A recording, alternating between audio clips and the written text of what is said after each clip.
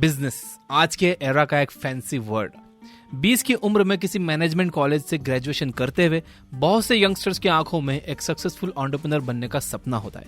सबकी चाहत होती है अपना एक बिजनेस खोलने की और रातों रात सक्सेस की बुलंदियों को छूने की।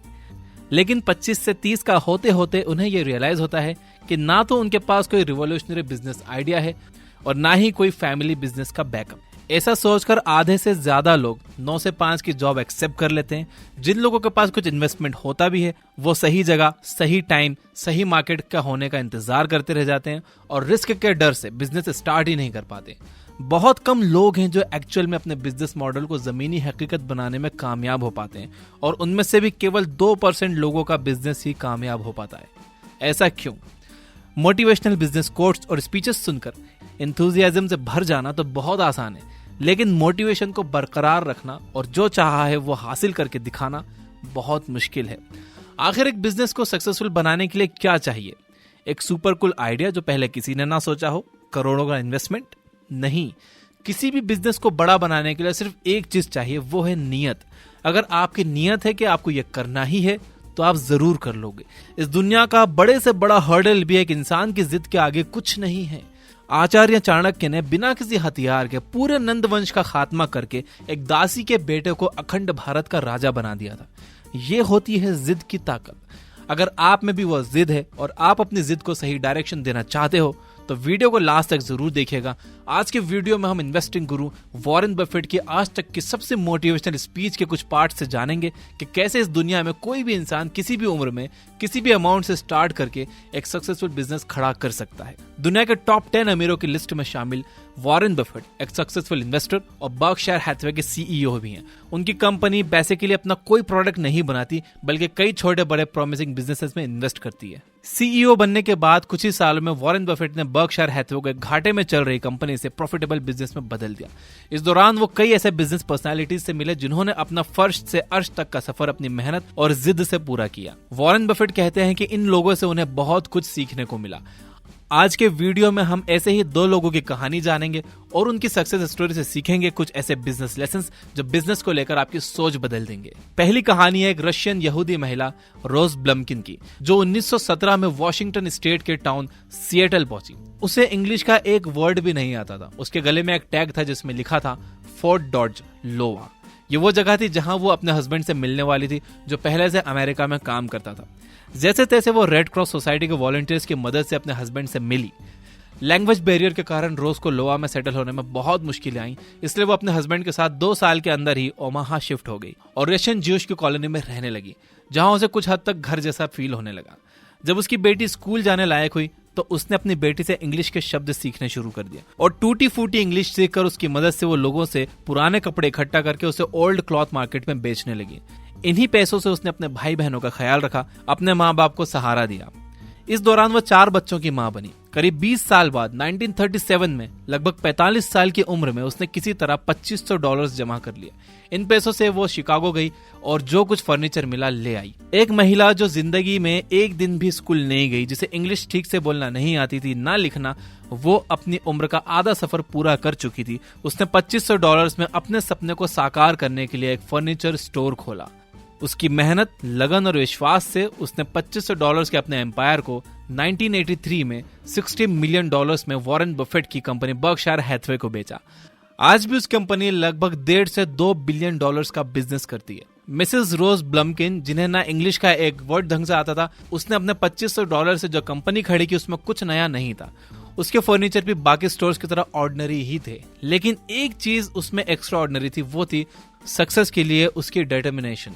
वो जानती थी कि उसे अपने कस्टमर्स की परवाह है, इसलिए वो मार्केट में कंपटीशन होने के बाद भी सरवाइव कर सकती है। उसने एक कस्टमर फ्रेंडली स्टोर बनाया, अपने प्रॉफिट मार्जिन को लो रखा और मार्केट के उतार चढ़ाव के बावजूद भी लगे रही और आखिर में सक्सेस खुद उसके पास आ गई। दूसरी कहानी है 1922 में पैदा हुए एक एंटरप्रेन्योर जिसे वॉरेन बफेट जैक के नाम से बुलाते थे।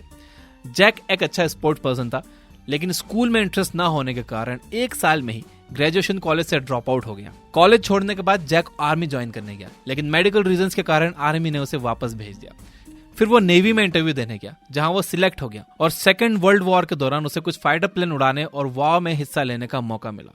वर्ल्ड वॉर खत्म होने के बाद नेवी ने बहुत से लोगों को घर वापस भेज दिया और जैक भी उन्हीं में से एक था।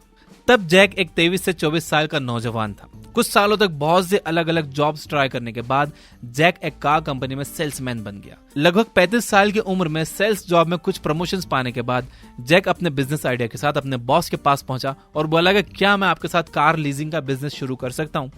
उसके बॉस ने उससे कहा कि अगर तुम अपनी सैलरी आधी कर दो तो शायद हम इस बिजनेस में पार्टनर बन सकते हैं। इतना बड़ा रिस्क होने के बाद भी जैक तैयार हो गया। उसके बॉस ने उसे $25,000 का इक्विटी इन्वेस्टमेंट और 7 कार्स दी, जिससे उसने अपना बिजनेस स्टार्ट किया। उसके कार लीजिंग बिजनेस की ग्रोथ काफी स्लो थी। 3 साल में उसने 7 कारों से 17 कारें कर ली। लेकिन इस बिजनेस में जैक को अपनी स्किल्स दिखाने का मौका नहीं मिल रहा था, इसलिए उसने अपने 17 कारों से कार लीजिंग का बिजनेस छोड़कर कार रेंटिंग के बिजनेस में कदम रखने का सोचा, जहां उसका मुकाबला एल्विस, हर्ट्ज और नेशनल जैसी ऑलरेडी एस्टैब्लिश्ड कंपनियों से था, जिनके पास हजारों कारें थी। इसके साथ साथ उसके कॉम्पिटिटर्स के पास एयरपोर्ट पार्किंग की परमिशन भी थी। जैक उस परमिशन का खर्चा अफोर्ड नहीं कर सकता था, इसलिए उसने शहर के अंदर ही कार रेंटल सर्विसेज शुरू करने का फैसला किया। उसकी कार्स भी बाकियों की तरह फोर्ड और शेवरले की थी। कुछ हाई फाई नहीं था, लेकिन कस्टमर्स और अपने ड्राइवर्स के प्रति उसके एटीट्यूड ने उसके बिजनेस को इतना सक्सेसफुल बना दिया कि आज वो अमेरिका में ग्रेजुएट्स हायर करने वाली नंबर 1 कंपनी बन गई। उसकी नेटवर्थ उसके सभी कॉम्पिटिटर्स की टोटल नेटवर्थ से भी ज्यादा हो गई। वो एंटरप्रेन्योर जिसका नाम जैक टेलर था, उसकी company enterprise rent a car service. एक टाइम पर वॉरेन बफेट भी उस कंपनी को खरीदना चाहते थे, लेकिन जैक ने वो ऑफर ठुकरा दिया और आज वो अमेरिका की नंबर 1 कार रेंटल कंपनी है। इन दोनों कहानी से हमें बिजनेस के 7 बहुत जरूरी लेसन्स मिलते हैं। Number 1, customer satisfaction is all it needs. चाहे मिसेस बम्किन का फर्नीचर बिजनेस हो या जैक का कार रेंटल सर्विसेज, दोनों बिल्कुल आम से बिजनेस थे। ना जैक ने आर्टिफिशियल इंटेलिजेंस जैसा कुछ इनोवेट किया, ना मिसेस बम्किन ने कोई रॉकेट साइंस लगाया, लेकिन दोनों के बिजनेस में एक चीज कॉमन थी, वो है कस्टमर सेटिस्फेक्शन। बफेट हमेशा कहते हैं कि कस्टमर हर बिजनेस का सेंटर पॉइंट होता है।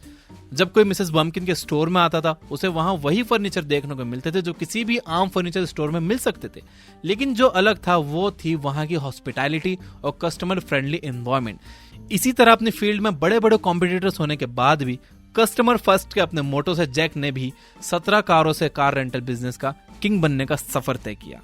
आपने कोई चीज कितने में खरीदी, कितना डिस्काउंट मिला, वहां कितनी वैरायटी थी, आप कुछ दिनों में ये सब भूल जाते हो, लेकिन एक चीज जो आपके मेमोरी में हमेशा रह जाती है वो ये कि आपको वहां कैसा फील हुआ।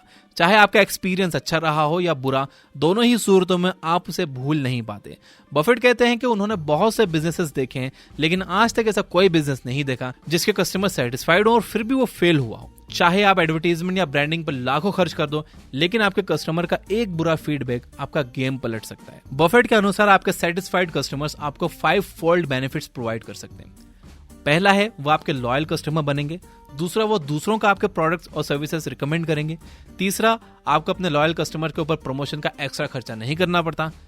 चौथा, लॉयल कस्टमर्स आपको आपके कॉम्पिटिटर से आगे निकलने का मौका देते हैं। और पांचवा, आपका कस्टमर चर्न रेट, यानी कि कस्टमर का आपके बिजनेस को छोड़ने का रेट कम हो जाता है, जो किसी भी बिजनेस की ग्रोथ का सबसे बड़ा मेजर होता है। Lesson number 2, you do not always get it right for the first time. Jack का पहला वेंचर यानी उसका कार लीजिंग बिजनेस कुछ खास अच्छा नहीं चला, क्योंकि वहां उसे कस्टमर्स को डिलाइटेड फील करवाने का कोई मौका नहीं मिलता था। इसलिए जैक का कस्टमर हैंडलिंग टैलेंट वेस्ट हो रहा था। कार लीजिंग में एक बार कस्टमर को कार की चाबी हैंड ओवर करने के बाद बस हर महीने इंस्टॉलमेंट्स का इंतजार करना पड़ता था, इसलिए जैक को उसमें मजा नहीं आया। इसलिए उसने कार लीजिंग से कार रेंटल बिजनेस में स्विच किया। यानी आपका आइडिया पहली बार में राइट हिट करे ऐसा जरूरी नहीं है। इसी तरह हेनरी फोर्ड के भी पहले 2 कार मॉडल फेल हो गए थे। इलॉन मस्क का भी स्पेस शटल कई बार ब्लास्ट हुआ था। तो बिजनेस वर्ल्ड में टेस्ट इस बात का नहीं होता कि आपने पहली बार में दुनिया का सबसे बड़ा इनोवेशन कर दिखाया, बल्कि टेस्ट इस बात का होता है कि आपने अपनी गलतियों और एक्सपीरियंसेस से क्या सीखा।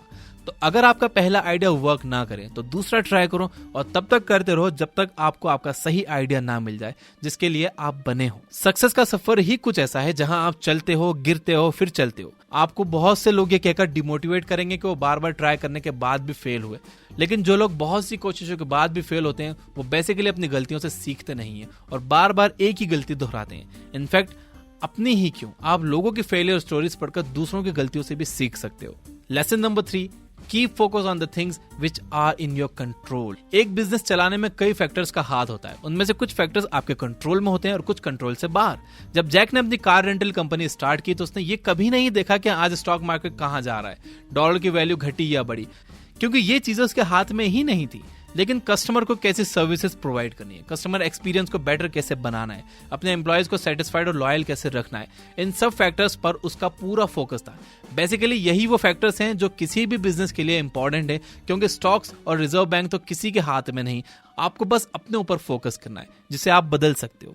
जैक और मिसेस बम्किन दोनों जानते थे कि उनके पास अपने कॉम्पिटिटर से कॉम्पीट करने के लिए कोई फैंसी एक्स्ट्रा एज नहीं है, इसलिए उन्होंने इस चीज पर ध्यान नहीं दिया। इसलिए उन्होंने उन चीजों पर ध्यान दिया जिसमें वो बेस्ट कर सकते थे। वो जानते थे कि उन्हें अपने कस्टमर्स की परवाह है और अपनी इस स्किल से वो सर्वाइव कर सकते हैं। इसलिए मार्केट में होने वाले उतार चढ़ाव को नजरअंदाज करके उन्होंने अपना फोकस अपने बिजनेस में बनाए रखा और 2 ऑर्डिनरी से बिजनेस आइडियाज को एक्स्ट्रा ऑर्डिनरी में बदल दिया। कुल मिलाकर बफेट कहना चाहते हैं कि आपको अपना फोकस नहीं खोना है। कई लोग मार्केट का रोना रोकर गिव अप कर देते हैं, लेकिन जो लोग अपने बिजनेस का स्टीयरिंग अपने हाथ में लेकर लगातार आगे बढ़ते हैं, उनका सिंपल सा आइडिया भी उनके लिए सक्सेस की चाबी बन जाता है। Lesson number 4, you can start your business with any amount at any as. बहुत से लोग बिजनेस इसलिए स्टार्ट नहीं कर पाते क्योंकि उनके पास इन्वेस्टमेंट नहीं होता। कौन सोच सकता है कि केवल $2500 में एक $60 मिलियन वर्थ का फर्नीचर बिजनेस खोला जा सकता है। लेकिन मिसेस बम्किन ने ऐसा करके दिखाया। यानी बिजनेस के लिए इन्वेस्टमेंट से ज्यादा नियत की जरूरत होती है। आज के जमाने में तो लोन, क्रेडिट और इन्वेस्टर्स का मिलना और भी आसान हो गया है। जरूरत है तो बस अपने बिजनेस की प्रॉपर प्लानिंग और डेडिकेशन की, और फिर एक बार आपका बिजनेस चलने लगा तो आप अपने प्रॉफिट को ही अपने इन्वेस्टमेंट के तौर पर इस्तेमाल करके एक्सपेंशन कर सकते हो। जैसे जैक ने $25,000 के इक्विटी इन्वेस्टमेंट से ही 7 कारों से शुरू करके आज अमेरिका के हर कोने में अपनी कंपनी का नाम खड़ा कर दिया। दूसरी बड़ी बात जो हम इन स्टोरी से सीख सकते हैं वो ये है कि कुछ स्टार्ट करने की कोई उम्र नहीं होती। जैक ने जब अपना बिजनेस स्टार्ट किया तो वो 40 साल का था, वहीं मिसेस बम्किन 45 से 50 के बीच। ये वो उम्र होती है जब लोग रिटायरमेंट के सपने देखने लगते हैं। इस उम्र में इन लोगों ने नई शुरुआत की। अगर जिम्मेदारियां निभाने में आपने भी उम्र का काफी पड़ाव पूरा कर लिया है तो भी आपके पास टाइम है अपना सपना पूरा करने का। सपनों की कोई उम्र नहीं होती। आपका शरीर भले ही बूढ़ा हो जाए, लेकिन आपका एंथुजियाज्म, एटीट्यूड और वर्किंग स्पिरिट बूढ़ी नहीं होनी चाहिए। Lesson number 5, keep your profit margin low. अपने कस्टमर्स को डिलाइट करने का एक अच्छा और पुराना तरीका है अपना प्रॉफिट मार्जिन कम रखना, स्पेशली जब आप बिजनेस शुरू कर रहे हो। बिजनेस कोई रातों रात अमीर बनने की जादू की छड़ी नहीं है, ये एक स्लो प्रोसेस है और यहाँ वही लोग सफल होते हैं जिनमें पैशंस हो। इसलिए अगर आप शुरुआत से ही हाई प्रॉफिट मार्जिन का प्लान लेकर चलोगे तो कॉम्पिटिटर्स के बीच एस्टेब्लिश होना मुश्किल हो जाएगा। ठीक यही स्ट्रेटेजी रोज बम्किन और जैक ने अपनाई थी।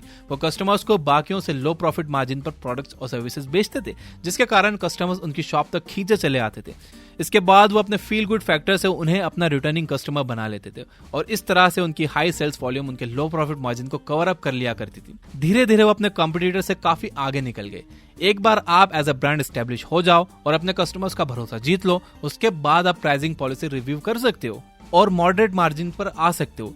लेकिन सडन प्राइस हाइक नहीं होना चाहिए, क्योंकि आज के एरा में जिस रफ्तार से कस्टमर्स आते हैं उसी रफ्तार से चले भी जाते हैं। Lesson number 6, working through other people. Jack अपने कस्टमर्स की केयर करता था, लेकिन वो हर एक टैक्सी में बैठने वाले कस्टमर के पास जाकर उसे डिलाइट नहीं कर सकता था। इसलिए उसे जरूरत थी ऐसे स्टाफ की जो उसके मोटो और एटीट्यूड को रेप्लिकेट कर सकें। इसलिए वो उन लोगों को ही हायर करता था जो पॉजिटिव हो और जो उसी की तरह एक कस्टमर में एक दोस्त ढूंढ सकें।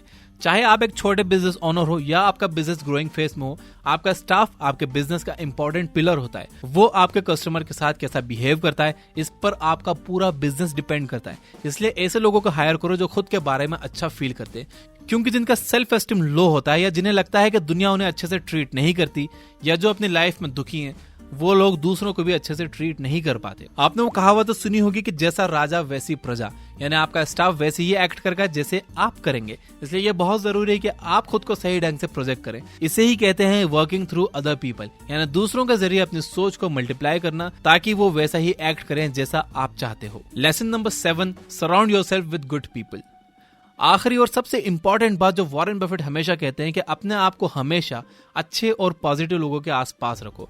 चाहे आपका लाइफ पार्टनर हो या बिजनेस पार्टनर, आपका दोस्त या आपका मेंटर, सब आपसे बेटर होने चाहिए ताकि वो आपके कांस्टेंट लर्निंग का सोर्स बन सके। पोटेंशियल तो बहुत से लोगों में होता है, लेकिन उनके लाइफ चॉइसेस कई बार ऐसे हो जाते हैं कि उन्हें पोटेंशियल दिखाने का मौका ही नहीं मिलता। हम इस बात को कई बार डिस्कस कर चुके हैं कि सैडनेस और नेगेटिविटी किसी इन्फेक्शन की तरह फैलती है और वो मिसफॉर्चून को अट्रैक्ट करती है। इसलिए अगर आपकी लाइफ में कोई ऐसा है जो आपको आगे ले जाने की जगह पीछे खींच रहा हो तो वो आपके लिए सही नहीं है। बफेट कहते हैं कि आपका लाइफ पार्टनर आपकी लाइफ का एक इंपॉर्टेंट पिलर है, इसलिए ये डिसीजन आपको बहुत सोच समझ कर लेना चाहिए। आपका लाइफ पार्टनर ऐसा हो जिसे आप एडमायर कर सकें, जिसे आप रिस्पेक्ट दे सकें। मिसेस बम्किन के हस्बैंड ने लोआ में अपनी अच्छी खासी नौकरी छोड़ दी और ओमाहा में शिफ्ट हो गए ताकि रोज बम्किन को होमली फील हो। इस फैसले ने मिसेस बम्किन के कॉन्फिडेंस को इस हद तक बूस्ट अप किया कि उन्होंने अपना फर्नीचर एम्पायर बना लिया। एक सही लाइफ पार्टनर आपके सक्सेसफुल होने के चांसेस को डबल कर सकता है, वहीं एक गलत पार्टनर चॉइस से आपका सारा पोटेंशियल वेस्ट हो सकता है। तो so choose your life partner very wisely. Cary Siegel ने अपनी book why didn't they teach me in this school में 99 ऐसी बातें बताई हैं जो स्कूल्स में सिखाई जानी चाहिए लेकिन सिखाई नहीं जाती। उसमें सबसे पहली बात यही थी कि हमें किस तरह के इंसान से शादी करनी चाहिए। इस किताब की पूरी डिटेल्ड बुक समरी हमने ये बुक ऐप पर अपलोड की है, जिसमें पूरे 99 बातें हमने बताई हैं। ये समरी सुनना मत भूलना। ये बुक ऐप पर ये प्रीमियम बुक समरी आप प्रीमियम ज्वाइन कर सकते हो जस्ट 399 में। अगर हम वॉरेन बफेट की इन बातों को सम अप करें तो खुद को बेहतर बनाने की लगन, कस्टमर को बेस्ट एक्सपीरियंस देने की चाह, अच्छे स्टाफ और लाइफ में पॉजिटिव लोगों के साथ रहकर आप वो पा सकते हो जो किसी ने इमेजिन भी नहीं किया होगा। यही वो चीजें हैं जो 2% लोगों को कामयाब बनाती हैं, जबकि इन्हीं की कमी से 98% लोग लाइफ में जहां थे वहीं रह जाते हैं। मैं देख रहा हूँ कुछ और ऐप्स हैं जो कि 1000 रुपए से भी ज्यादा चार्ज करते हैं उनकी प्रीमियम मेंबरशिप के लिए, जहां पर इतनी सारी बुक समरीज भी नहीं है और हर क्लिक पर वहां एड्स आते हैं। एंड अगर आप ध्यान से देखोगे, इन्हें कंपेयर करोगे ये बुक ऐप से, तो आप जानोगे कि वो लोग ये बुक ऐप के फीचर, ये बुक ऐप का यूआई कॉपी करते रहते हैं। पहले उन्हें कोई चीज़ इम्पॉसिबल लगती है, लेकिन जब ये बुक ऐप की टीम वो पॉसिबल कर देती है तो बिल्कुल वैसा के वैसी कॉपी करने की कोशिश करते हैं, लेकिन नकल में अकल नहीं लगाते हैं। और कुछ और प्लेटफॉर्म है जो एक बुक समरी के लिए 400, 500, यहाँ तक कि 1000 रुपए तक चार्ज करते हैं जस्ट एक बुक समरी के लिए। मैं पर्सनली फील करता हूँ कि ये सही नहीं है। मैं अपनी बात करूंगा, ये बुक ऐप हमने प्रॉफिट कमाने के लिए नहीं बनाई। मैं हमेशा से यही मानता हूं कि जो हिंदी रीडर्स हैं, जो इतनी महंगी महंगी बुक्स अफोर्ड नहीं कर सकते, उनका भी अधिकार है कि वो इन बुक्स से नॉलेज ले पाएं, अपनी लाइफ में अप्लाई करें और अपनी लाइफ को और अपनी सोसाइटी को और अपने देश को एक बेहतर जगह बनाएं। कई लोग मिजरेबल लाइफ जी रहे हैं, उन्हें कोई ये बताने वाला नहीं है कि क्या करना है, दुनिया कैसे चलती है, पैसे से पैसे कैसे कमाया जाता है, जॉब इंटरव्यूज में कैसे बात की जाती है, कैसे प्रॉफिटेबल बिजनेस बनाया जाता है। कोई नहीं है बताने वाला, और ना उनके पास इतने पैसे हैं कि वो कोई कोच या मेंटर या महंगी बुक्स अफोर्ड कर सकें।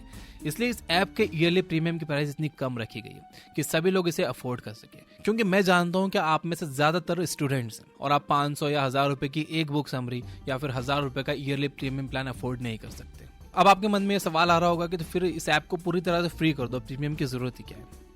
देखिए, इस पर 400 बुक समरीज फ्री हैं ऑलरेडी, और जहां तक मैं जानता हूं पूरी दुनिया में ऐसी कोई ऐप नहीं है जो इतनी सारी फ्री बुक समरीज दे रही हो। एंड दूसरा ये कि पूरी दुनिया में ऐसी भी कोई ऐप नहीं है जो इतनी सारी फ्री बुक समरीज दे रही हो बिना किसी एड्स के।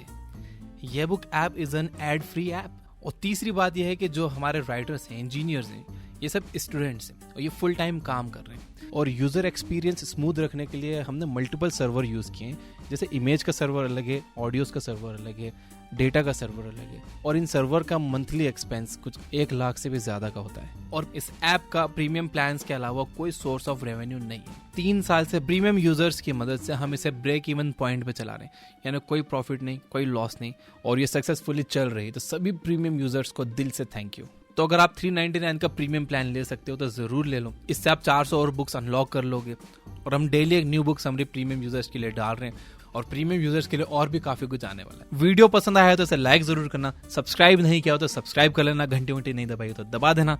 Finally, you guys are amazing, keep reading, keep learning, keep growing. Thank you for watching.